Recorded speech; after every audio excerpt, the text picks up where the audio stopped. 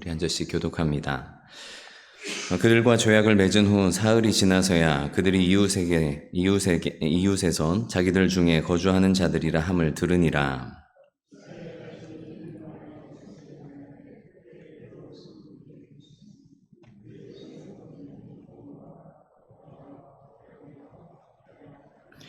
그러나 회중 족장들이 이스라엘의 하나님 여호와로 그들에게 맹세했기 때문에 이스라엘 자손이 그들을 치지 못한지라. 그러므로 회중이 다 족장들을 원망하니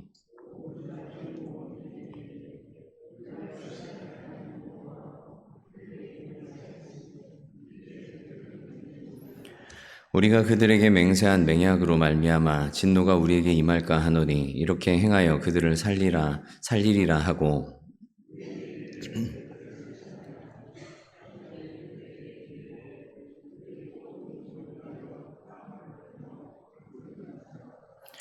여호수아가 그들을 불러다가 말하여 이르되 너희가 우리 가운데 거주하면서 어찌하여 심히 먼 곳에서 왔다고 하여 우리를 속였느냐.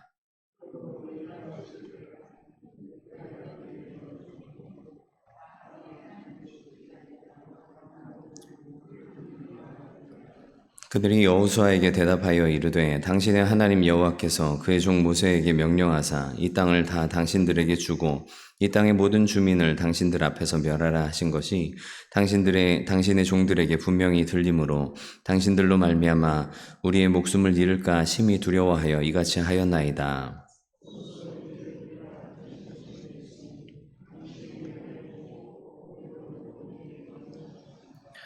여호수아가 곧 그대로 그들에게 행하여 그들을 이스라엘 자손의 손에서 건져서 죽이지 못하게 하니라.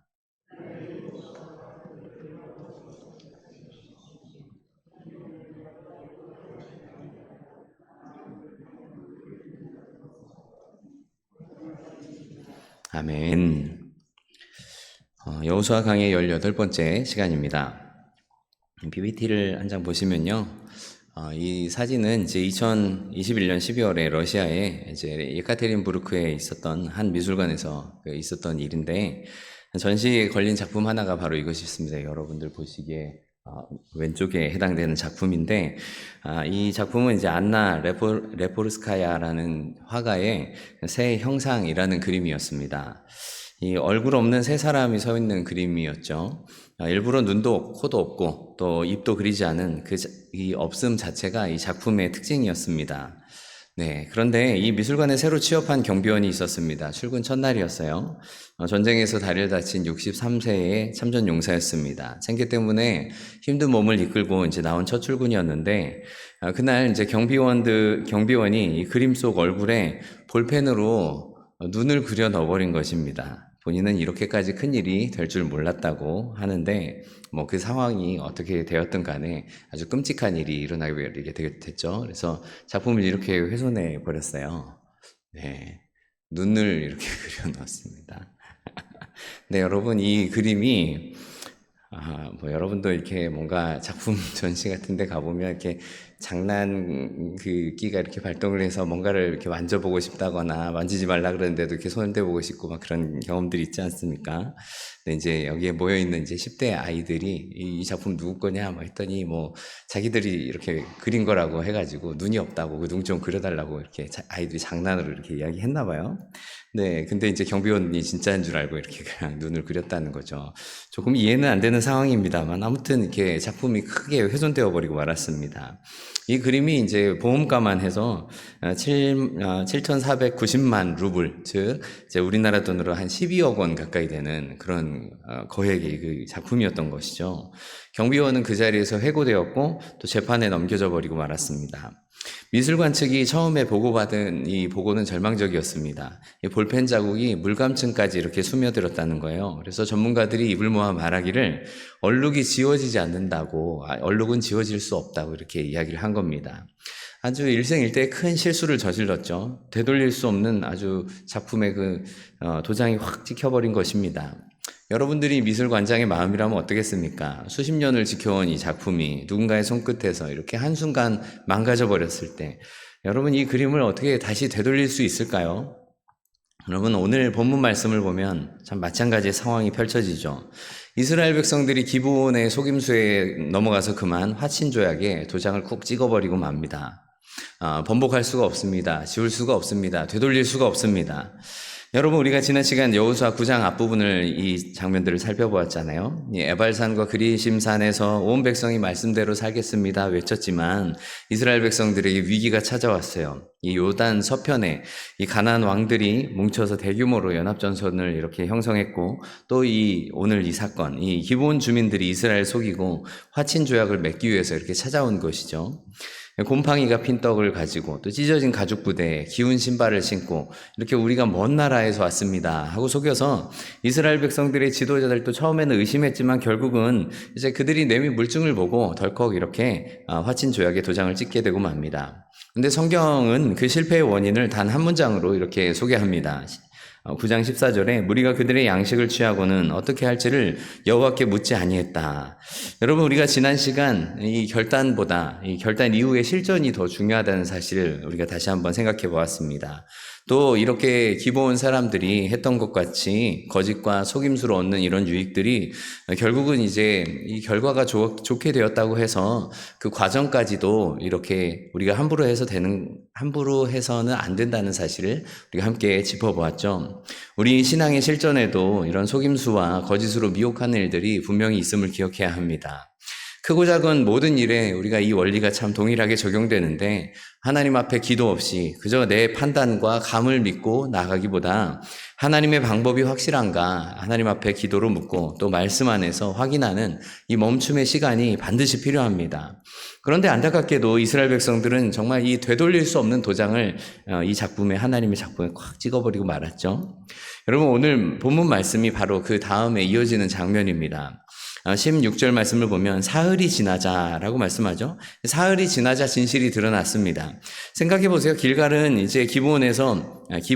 길갈에서 30여 킬로미터밖에 떨어지지 않은 곳입니다. 이제 길어봤자 이제 이틀이면 닿는 그런 곳이었죠. 근데 이제 17절 말씀 보면 이스라엘 자손이 행군해서 그들의 성읍들에 이제 이르게 됩니다. 그 성읍들은 네 성읍들이었어요. 기브온, 그바라, 브에롯, 또 기럇 여아림. 이 지역에서 사는 이 기브온 백성들이 와서 화친 조약을 맺었다는 것이죠. 이 조약을 맺기 전에만 이렇게 한번 몇 사람 보내서 하루만이라도 좀 확인을 했었다면 다 드러났을 텐데 하는 이런 아쉬움들이 느껴지는 그런 대목입니다. 실제로 온 회중 족장들이 이 일을 가지고 원망합니다. 18절 보니까 당신들 때문에 이게 무슨 일이냐 하고 이렇게 들고 일어난 거죠. 그런데 족장들이 뭐라고 대답합니까? 이제 우리가 이스라엘 하나님 여호와로 그들에게 맹세하게 했은즉 이제 그들을 건드리지 못하리라 하고 19절에 말씀합니다. 그리고 이어지는 말이 오늘 본문의 이제 핵심입니다. 우리에게 이렇게 행하여 그들을 살리리라. 20절에 이렇게 그들을 살리리라. 또 21절에 보면 무리에게 이르되 그들을 살리라 하니, 두 번이나 이렇게 살리라 라고 이렇게 반복이 됩니다. 바로 앞에 있는 이 15절까지 합하면 이 세 번이나 이렇게 이들을 살리겠다는 이 약속을 하게 되죠. 22절부터 이제 여호수아가 그들을 불러 세웁니다. 어찌하여서 우리를 이렇게 속였느냐. 기브온 사람들이 변명하지 않고 그대로 이야기합니다. 당신들로 말미암아 우리가 목숨을 잃을까봐 두려워서 이렇게 했습니다. 그리고 보소서, 이제 우리가 당신의 손에 있으니 당신의 의향이 좋을 대로 우리에게 행하소서. 근데 26절 말씀 보면 여호수아가 그들을 이스라엘 자손 손에서 건져서 이제 죽이지 못하게 하는 것이죠. 그리고 이들을 어떻게 합니까? 여호와께서 택하신 곳에서 회중을 위하여 여호와의 제단을 위하여 나무를 패며 물을 깃는 자들로 이렇게 삼게 됩니다. 그리고 성경은 오늘 이렇게 마칩니다. 그것이 오늘까지 이르니라 라고 말씀합니다. 사랑하는 성도 여러분, 지난 시간에 우리가 이 이스라엘 백성들의 잘못, 또 기브온 사람들의 잘못의 관점으로 함께 이 말씀을 살펴보았죠. 솔직히 이 모습이 우리의 모습 아니겠습니까? 우리도 기브온 사람들처럼 하나님 앞에 설 자격이 없는 사람들이고, 또 속이고 거짓말하는 진멸당에 마땅한 그 진노의 자녀였습니다. 결정적인 실수와 잘못을 반복하고 또 이 기도와 말씀보다 자기 판단과 생각만 앞서는 이스라엘 백성들과 같은 모습이 또 우리의 모습이에요. 그런데 오늘 본문이 말씀하는 것은 무엇입니까? 그것은 바로 하나님께서 이들에게 하신 일이 무엇인가 하는 겁니다. 이스라엘은 맹세했습니다.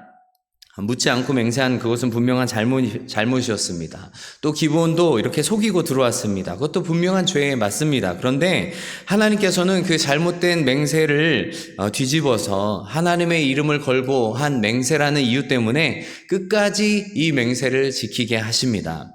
진멸당에 마땅했던 이 이방인들까지도 이 약속 때문에 받아주시고 하나님의 일을 감당하는 사람으로 사용해 주셨다는 사실입니다. 사랑하는 성도 여러분, 오늘 말씀을 통해서 주시는 이 하나님의 이 용납, 또 기회, 또 은혜, 이것을 우리도 꼭 붙잡는 시간이 될 수 있기를 간절히 바랍니다. 먼저는 하나님께서 이 하나님의 이름이 걸린 이 맹세를 가지고 그들을 살리셨다는 사실이죠. 오늘 본문 16절부터 21절까지 말씀 보면은 이렇게 말씀합니다.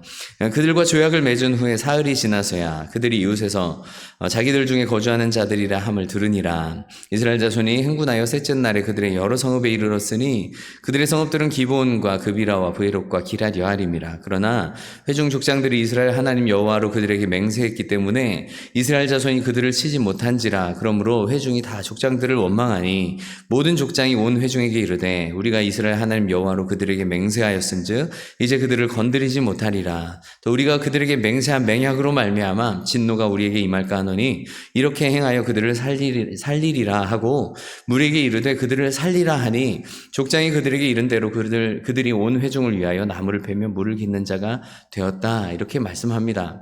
여러분 18절에 보면 이제 회중들이 다 족장을 원망했다 말씀합니다. 여러분 이 원망이 낯설지가 않은 대목인데 이 출애굽기부터 또 이 민수기 광야 40년 내내 이스라엘 백성들이 계속해서 반복했던 그 단어 아니겠습니까?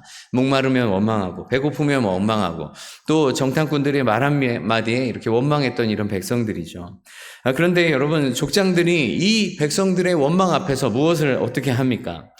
이 약속을 물을 수도 있지 않았겠어요? 기브온이 속였으니까 책임이 기브온에게 있다고 이 조약은 무효다 하면 끝날 거예요. 그런데 이러면 회중의 원망도 잠재우고 또 손해도 안 볼 수 있다는 거죠. 근데 족장들이 하는 말이 무엇입니까?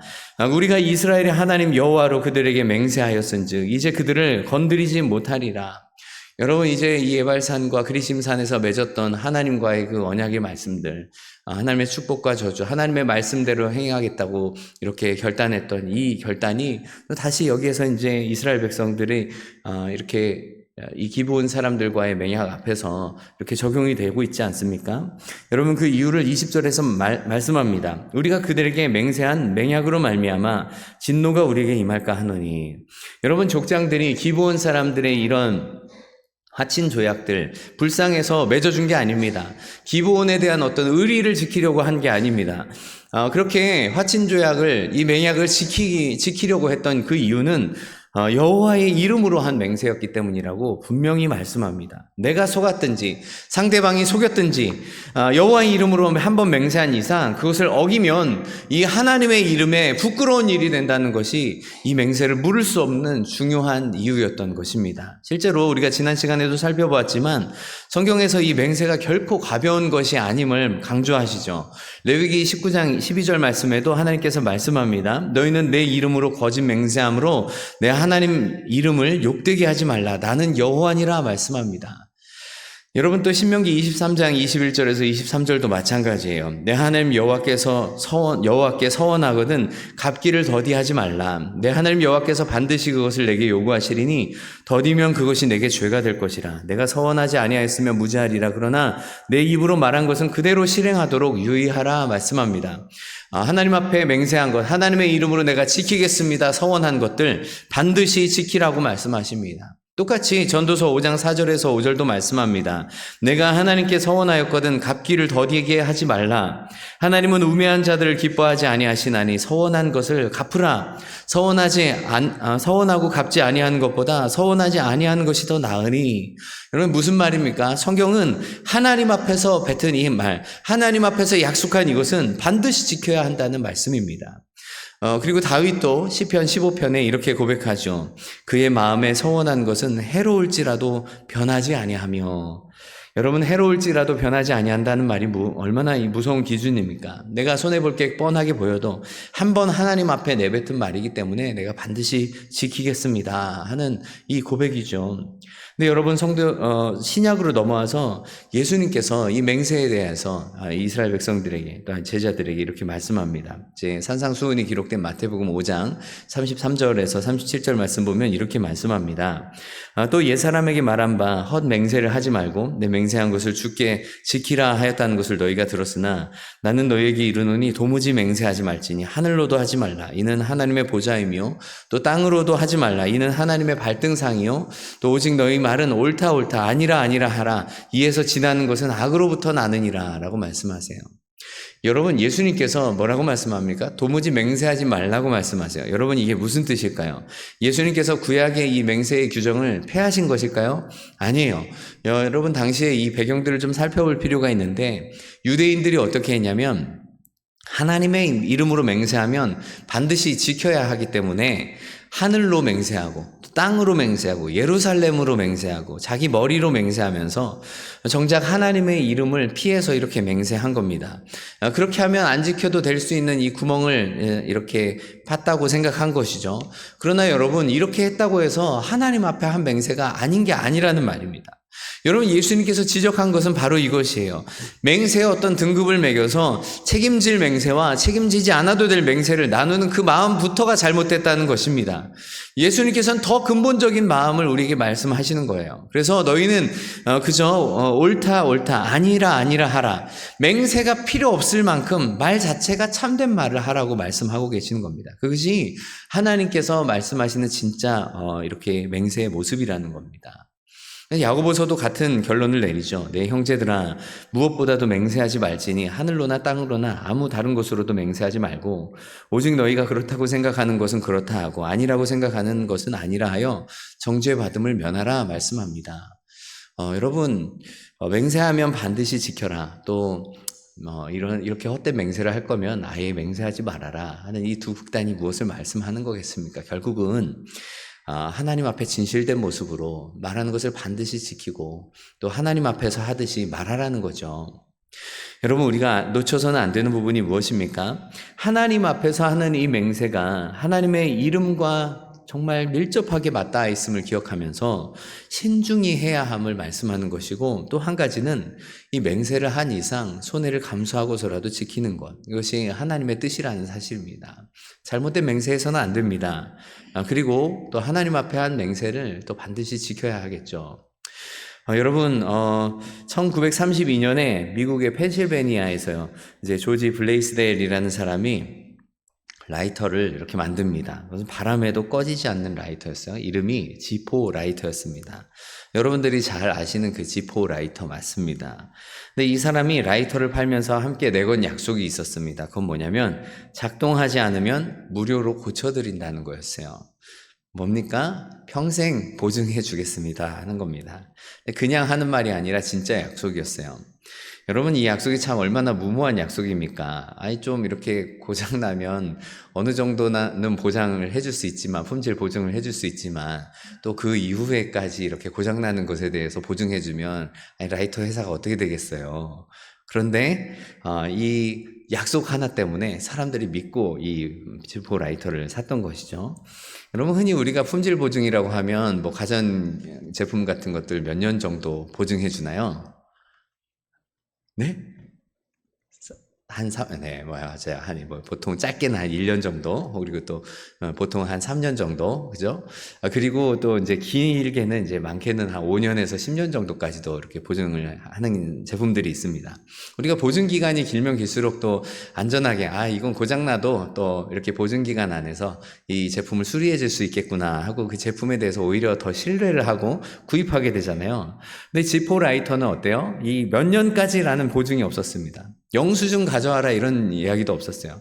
누가 썼는지 어떻게 망가졌는지 이야기해달라고 묻지도 않습니다. 라이터가 이 5년이 됐든 10년이 됐든 50년이 됐든 심지어 이제 2차 대전 참호 속에서 찌그러지고 이렇게 그을린 채로 발견돼도 지포에서 그것을 뜯어보고 부품을 갈고 다시 불이 붙게끔 만들어서 아무 말 없이 돌려주었다는 거예요.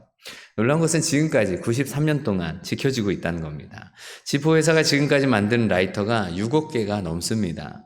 근데 회사 공식 기록에도 이렇게 적혀져 있습니다. 90년이 넘도록 단 한 사람도 지포 라이터의 이 기계적인 수리에 단 1센트도 낸 적이 없다. 이렇게요.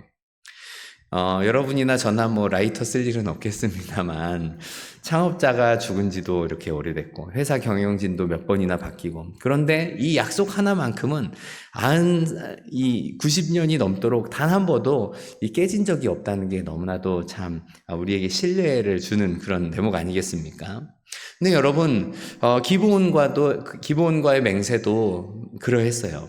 더욱 중요한 것은 이 맹세에 담아놓으신 하나님의 성품 때문입니다. 하나님은 약속을 지키시는 분이세요. 민수기 23장 19절은 우리에게 이렇게 말씀합니다. 하나님은 사람이 아니시니 거짓말하지 않으시고 인생이 아니시니 후회가 없으시도다. 어찌 그 말씀하신 바를 행하지 아니하시며 하신 말씀을 실행하지 않으시랴.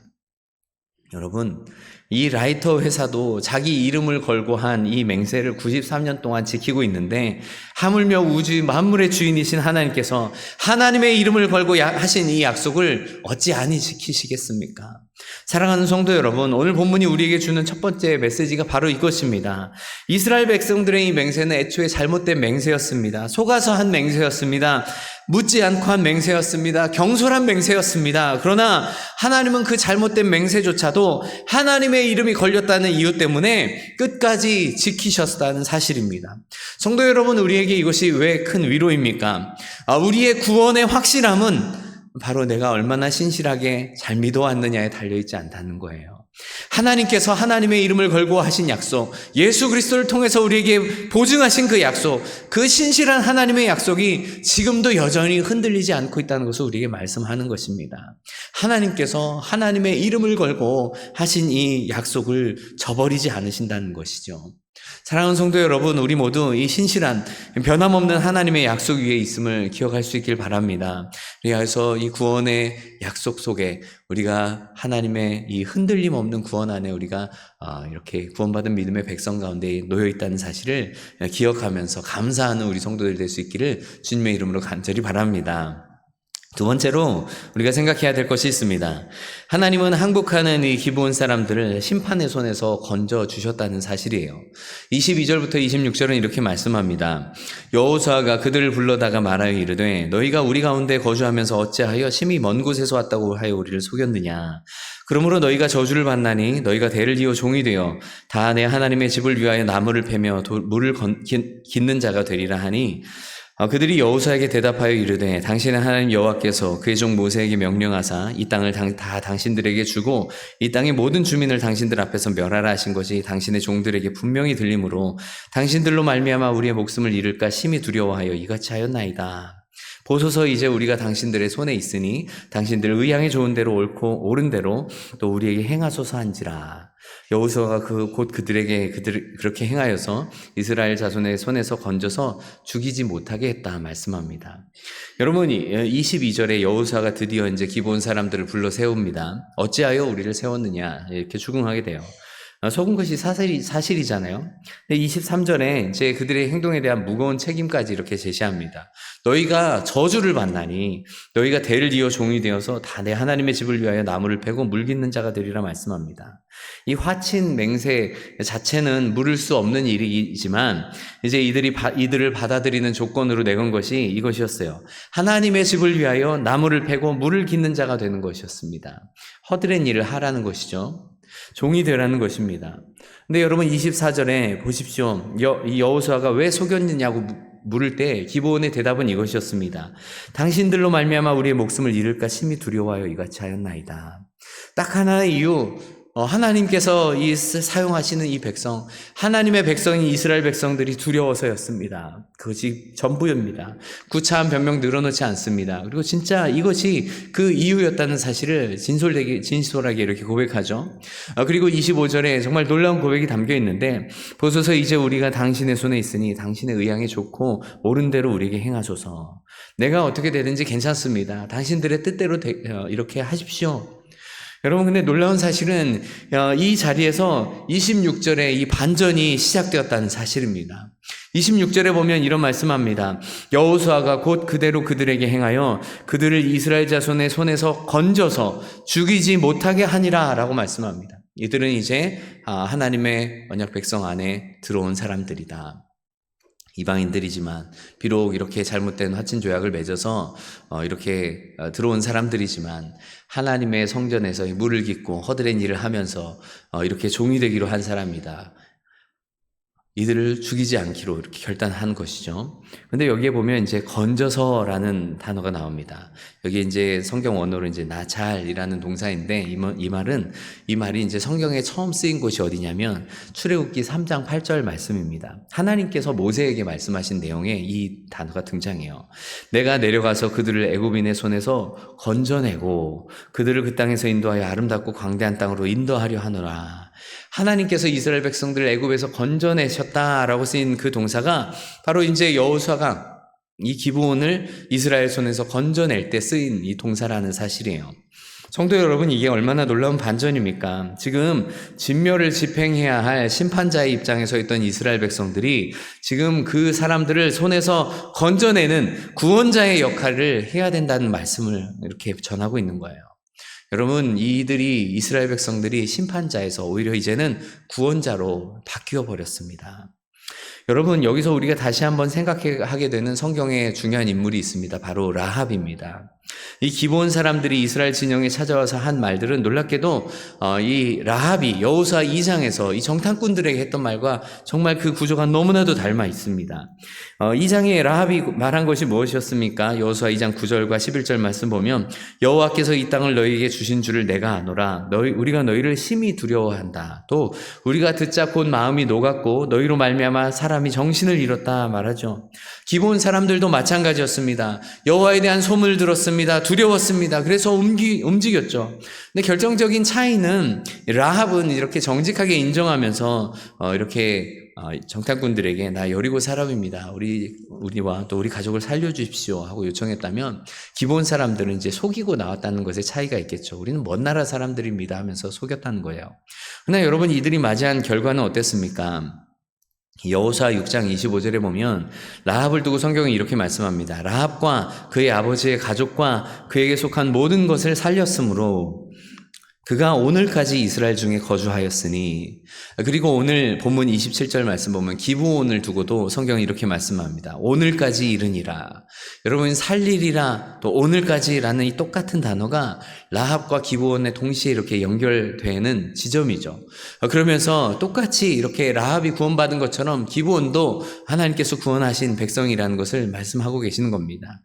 물론 이제 지난번에 우리가 말씀을 함께 나눴지만 이것이 결코 속여도 결과만 좋으면 된다는 뜻으로 우리가 이해해서는 안 된다고 말씀드렸죠.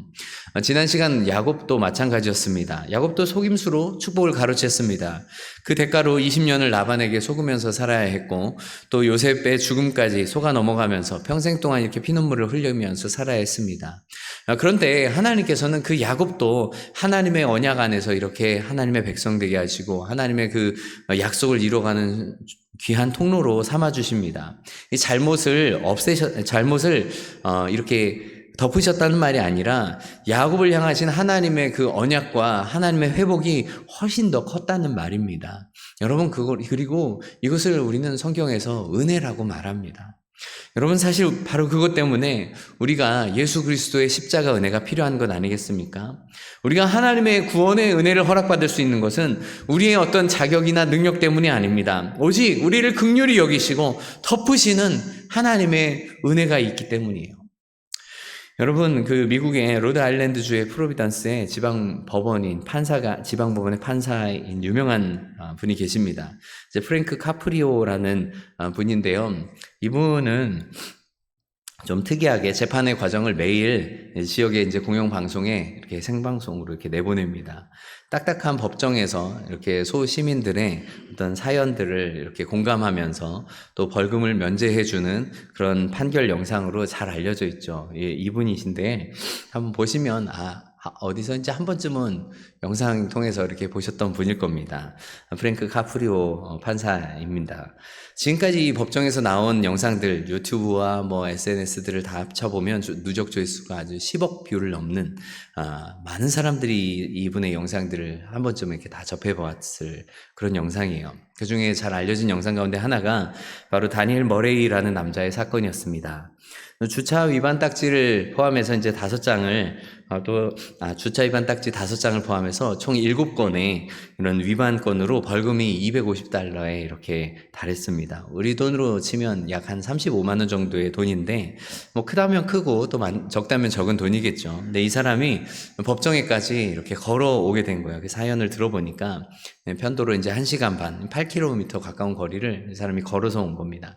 이제 벌금 때문에 이제 차량은 움직일 수 없었고 형편이 어려워서 이렇게 차비조차 없었던 그런 딱한 사정을 판사가 듣게 됩니다. 그리고 판사가 재판 중에 이 사람에게 묻습니다. 지금 가진 돈이 얼마입니까? 머레이가 대답합니다. 98센트 있습니다. 우리 돈은 뭐 한 1,300원 정도밖에 없던 거예요. 그런데 그가 내야 될 빚은 이제 그가 가진 전 재산의 250배가 달하는 거죠. 지금 조금 부족한 정도가 아니라 머레이가 도무지 지금 형편에서는 갚을 수 없는 돈이었습니다. 그래서 판사님께 정중하게 좀 요청합니다. 판사님 혹시 조금만 미뤄주실 수 있습니까? 제가 지금 형편이 너무 어렵습니다. 법대로라면 벌금은 벌금대로 내야 되죠. 안 그러면 이제 뭐 징역형을 살든지 해야 될 거 아닙니까? 근데 카프리오 판사가 이렇게 이야기합니다. 오늘 아침에 한 분이 제 어머니 이름을 딴 기금에 후원을 보내주셨습니다. 이 기금으로 당신 벌금을 우리가 내겠습니다. 이제 다 해결됐어요. 머레이가 놀라서 말을 잇지 못합니다. 이건 그럼 제 돈으로 낸 게 아닌데요. 판사가 이야기합니다. 이건 제가 해야 될 몫입니다. 당신도 당신이 할 몫이 있어요. 세상에 당신 같은 처지에 있는 사람들이 많습니다. 언젠간 그들을 도울 수 있는 자리에 서게 된다면 이 자리를 잊지 마세요 하고 그 벌금을 이렇게 대신 갚아주고 또 머레이를 오히려 이제 위로하는 그 판결 영상이 또 많은 사람들에게 소개가 되었죠. 여러분 이 기브온의 모습이 이 다니엘 머레이의 이 판결 영상과 참 많이 닮아 있지 않습니까? 기브온이 여호수아 앞에서 할 수 있는 일이라고는 뭐 그저 이 말밖에 할 수 없는 거죠. 보소서 이제 우리가 당신의 손에 있으니 당신의 의향에 좋고 옳은 대로 우리에게 행하소서. 우리 하나님 앞에 내밀 수 있는 것 우리도 마찬가지예요. 아무것도 없습니다. 그런데 심판석에 앉으셔야 마땅한 그분이 그 자리에 내려오셔서 자기 몸으로 그 값을 대신 지불하신 것입니다. 성경은 요한일서 1장 9절에 말씀합니다. 만일 우리가 우리 죄를 자백하면 그는 미쁘시고 의로우사 우리 죄를 사하시며 우리를 모든 불의에서 깨끗게 하실 것이요 라고 말씀하십니다. 자격 없을지라도 오직 하나님의 은혜 때문에 구원을 허락받게 됩니다. 로마서 5장 8절은 말씀합니다. 우리가 아직 죄인 되었을 때 그리스도께서 우리를 위하여 죽으심으로 하나님께서 우리에게 대한 자기의 사랑을 확증하셨느니라. 여러분 주님 앞에 항복하는 자들에게 하나님께서는 지금도 동일하게 그 십자가의 은혜로 긍휼로 덮어주시고 또 기회를 주시고 하나님의 자녀로 받아주십니다. 여러분 이 은혜가 여전히 우리를 지금도 붙들고 있음을 잊지 마시기 바랍니다. 여러분 세 번째로 우리가 생각해야 될 것은 무엇일까요? 하나님의 이 놀라운 이 구원의 은혜 또 하나님의 백성 가운데 품어주신 이 은혜를 받은 이 기브온 사람들이 어디에 섰는가 하는 것입니다. 하나님께서 살리신 이 기브온 사람들 결국은 하나님의 집 섬기는 자리에 서게 됩니다. 27절 마지막 부분인데요. 우리가 이렇게 함께 읽어보겠습니다. 그날에 여호수아가 그들을 여호와께서 택하신 곳에서 회중을 위하여 여호와의 제단을 위하여 나무를 패며 물을 깃는 아들로 삼았더니 오늘까지 이르니라. 여러분 23절에서 여호수아가 기브온에게 내린 것은 분명히 저주였습니다. 나무를 패며 물 깃는 자가 되는 것이었습니다. 종이 되는 것입니다. 허드렛 일 하는 것이었습니다. 이스라엘 백성들을 섬기면서 가장 천하고 낮은 자리에서 이런 일들을 행하는 것이었습니다. 그런데 여러분, 이 표현이 성경에 한 번 더 등장하거든요.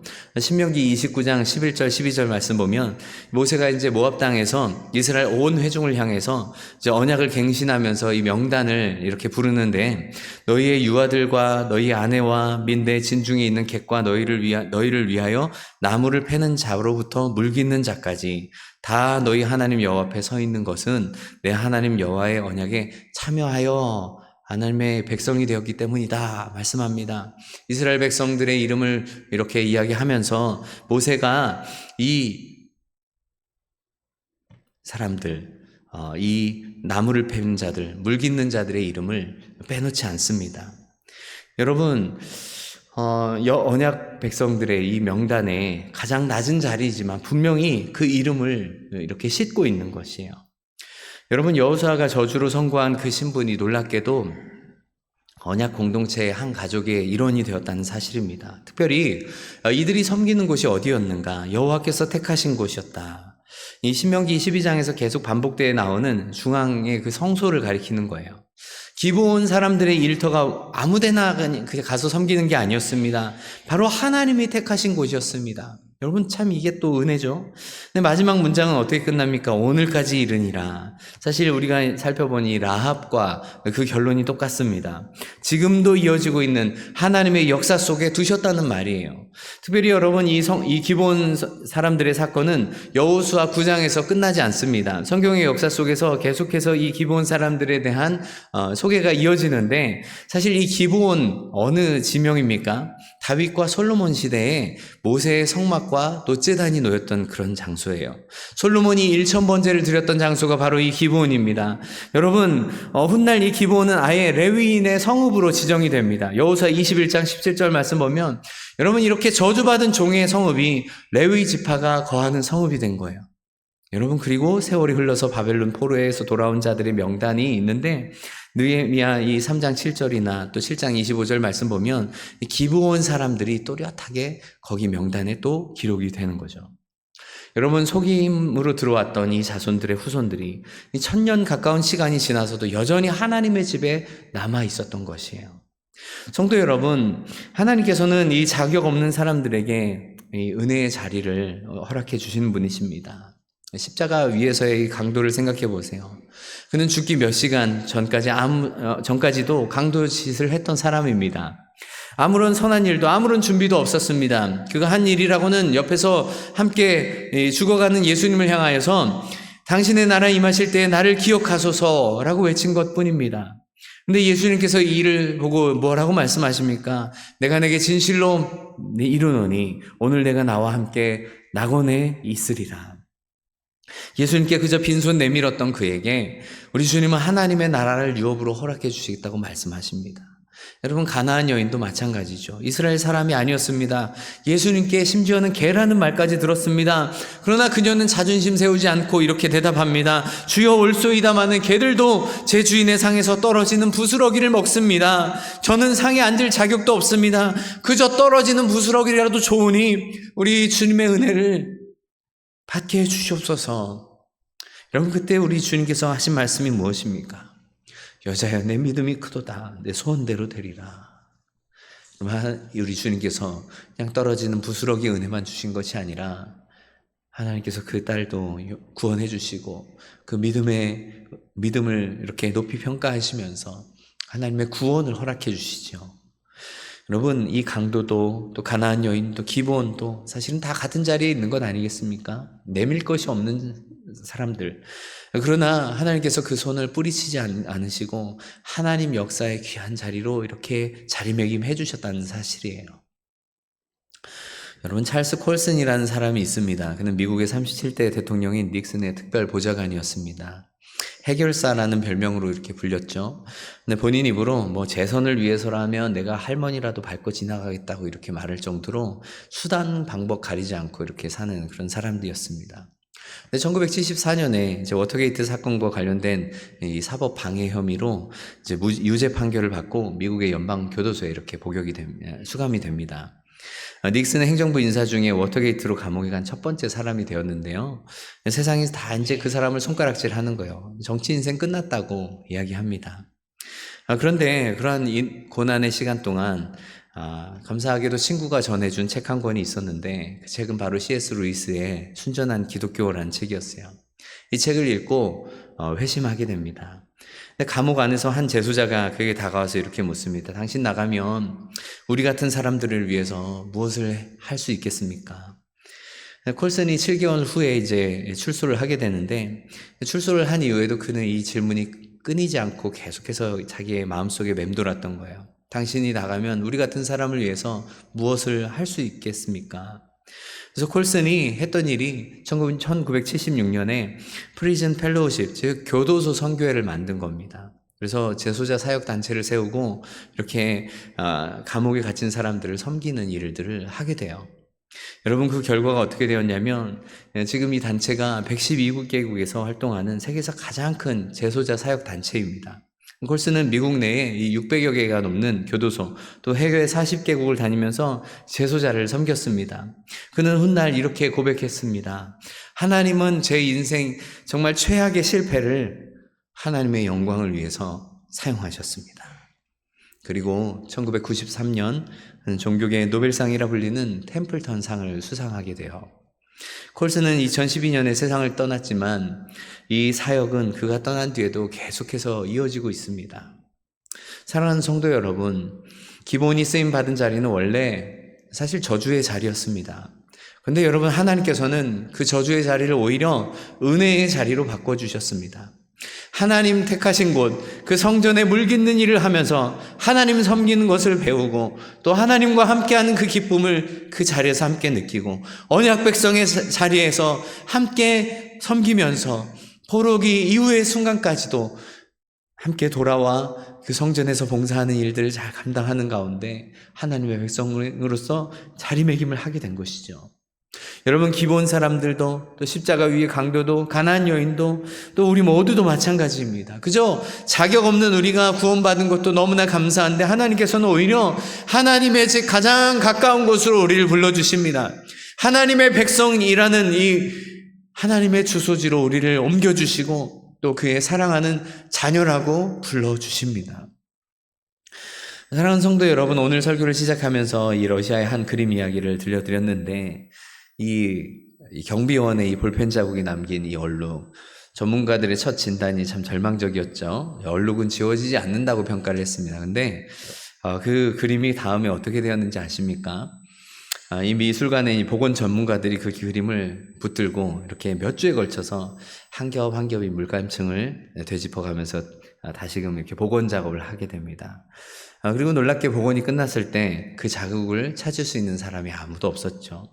놀라운 것은 이 그림이 이듬해에 모스크바의 한 전시회에서 가장 핫한 작품으로 이렇게 손꼽히는 작품이 되었습니다. 사람들이 저마다 몰려와서 물었습니다. 저게 그 눈 그림이냐고. 가장 크게 훼손될 뻔했던 그림이 가장 많은 사람들이 찾아와서 보게 되는 그림이 될 줄 누가 알았겠습니까? 성도 여러분, 우리가 나눈 이 여호수아 9장 16절에서 27절 말씀이 무엇을 말씀합니까? 참 훼손된 작품 같아 보였고 되돌릴 수 없는 이런 얼룩 같아 보였지만 하나님께서는 하나님의 역사 속에서 이 작품을 붙드시고 복원하시고 그 얼룩진 자리를 붙드셔서 더 귀한 하나님의 역사로 사용하신다는 사실이죠. 여러분, 시편 84편에 보면 고라자손의 시가 등장합니다. 고라자손은 성전에서 이렇게 문을 지키고 또 짐을 나르던 사람들입니다. 가장 낮은 자리, 또 가장 눈에 띄지 않는 일들을 했던 사람들이었어요. 그런데 그 사람들의 입에서 이런 고백이 나옵니다. 이 시편 84편 10편 10절 말씀, 우리가 너무나 잘 아는 말씀이죠. 주의 궁정에서의 첫날이 주의 궁정에서의 한날이 다른 곳에서의 첫날보다 나은즉 악인의 장막에 사는 것보다 내 하나님의 성전 문지기로 있는 것이 좋사오니라고 고백해요. 나무를 패고 물을 깃고 문을 지키던 그 낮은 자리에서 나온 고백이요. 여러분, 나는 이 자리가 좋습니다. 세상 그 어떤 자리보다 이 자리가 가장 귀합니다. 여러분, 하나님께서는 하나님의 이름이 걸린 맹세를 지키시고 참 이 기부온 사람들을 품으셨습니다. 거짓되고 또 속임수로 이렇게 이스라엘 백성들 앞에 나온 백성들이지만은 하나님께서 그 하나님의 이름이 담긴 맹세 때문에 이들을 지켜주신 것이죠. 또한 하나님께서 이 항복하는 이들의 모습을 심판자의 손이 아닌 구원자의 손으로 이렇게 건져서 살려주셨습니다. 또한 하나님께서 살리신 이러한 자들 귀하고 참 복되게 당신의 이 하나님의 집 섬김의 자리에 세워주십니다. 저주의 자리인 줄 알았던 그 자리가 오히려 하나님께서 택하신 자리였고, 하나님 부르신 자리였고, 하나님 만나는 자리였고, 하나님과 가장 가까운 자리가 되었던 것이죠. 여러분, 과거의 실수, 속였던 기억, 되돌릴 수 없어 보이는 이런 기본과 같은 이런 잘못들을 수도 없이 저지른 우리지만 하나님께서는 예수 그리스도 안에서 우리를 회복된 하나님의 자녀로 부르십니다. 세상 어디보다 더 귀한 하나님 섬김의 자리로 우리를 불러주셨습니다. 우리가 앉아있는 이 자리, 우리도 이 믿음의 고백 가운데 함께 나가는 것 아니겠습니까? 세상에서의 첫날보다 내 하나님의 성전 문지기로 있는 이 한 날이 나에게는 가장 소중합니다. 세상 다른 곳에서 보내는 일주일의 시간보다 하나님 전에 나와 예배드리는 이 자리가 우리에게 가장 소중합니다.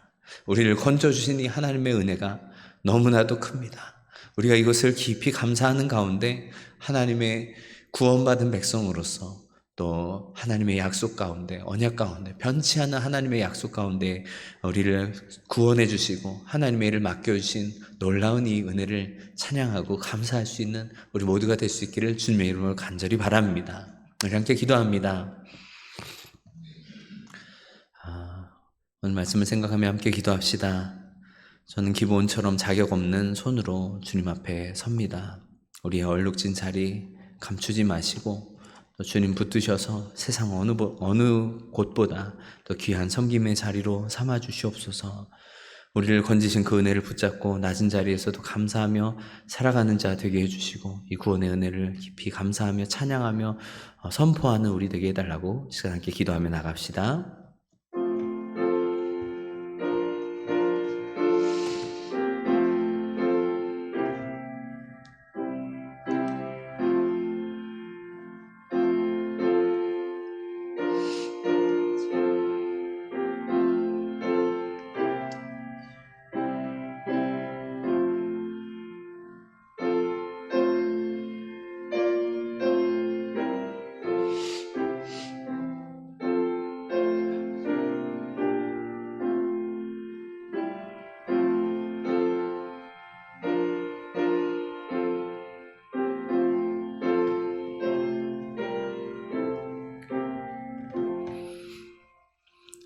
사랑과 은혜가 풍성하신 하나님 아버지, 은혜를 감사합니다.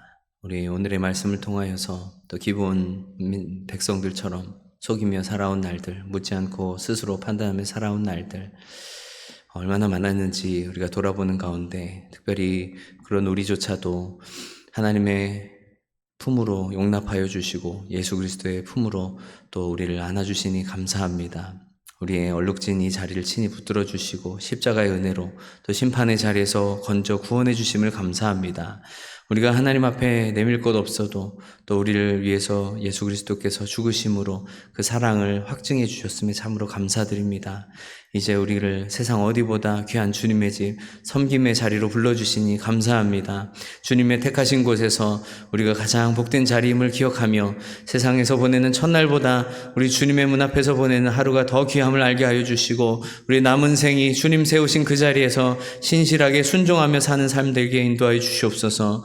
이 모든 말씀 우리를 은혜로 붙들어 주시고 참된 구원과 또 보증되어 주시는 예수 그리스도의 이름으로 간절히 기도드리옵나이다. 아멘.